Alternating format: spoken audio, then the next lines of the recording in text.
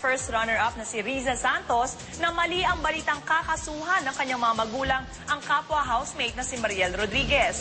Kaugnay ito ng paninira umano ni Mariel sa kanya sa loob ng bahay ni Kuya. Nagpapatrol, Mar Dumawal. Sa una niyang pagharap sa media, hindi matapos-tapos ang pasasalamat ni Riza sa lahat ng sumuporta sa kanya sa PBB. Sa buong mundo, maraming salamat po. God bless you all. Thank you from the bottom of my heart. Thank you, thank you, thank you. I really want to cry. Malakian niya ang nabago sa kanyang pagkatao dahil sa bahay ni Kuya.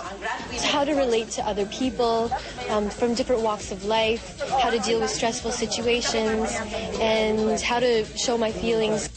Pero too good to be true pa rin ang bansag ng media sa Canadian Pinay Beauty Queen na sumikat din dahil sa paninindigan niyang mananatili siyang virgin hanggang ikasal siya.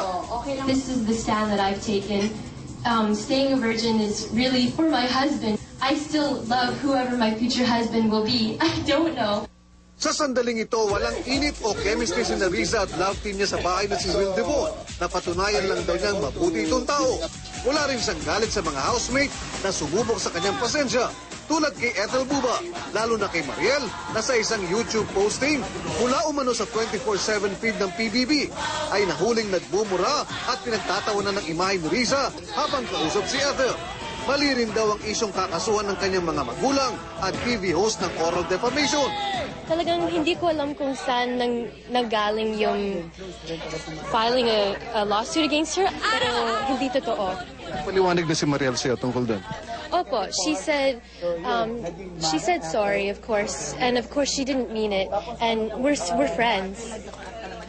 Yeah, we're friends. That's in the past. Let's move on to the future.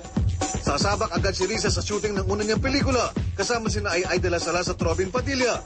Bukod sa acting, gusto rin daw niyang maging singer, pero hindi na mawawala ang kanyang sexy virgin image.